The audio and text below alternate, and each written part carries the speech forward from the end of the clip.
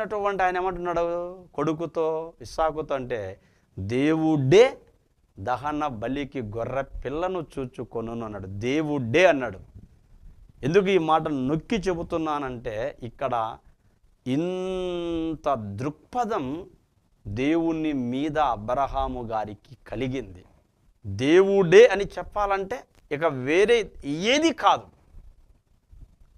కన్ను చూపు మేర లేదు, ఆలోచనల్లో అసలు బొత్తిగా వేరేది కూడా ఇక తలంపులకు రాలేదు అని. అంటే ఎంత గట్టిదైనటువంటి నమ్మకమును దేవుని మీద కలిగి ఉన్నాడో తను ఇక్కడ మనము చూడాలి. దేవుని మీద మానవుడు కలిగి ఉంటున్న నమ్మకం ఇంత గట్టిదైతే దేవుడే అని చెప్పగలిగే ధైర్యం ఆ మనుషునికి కలుగుతుంది.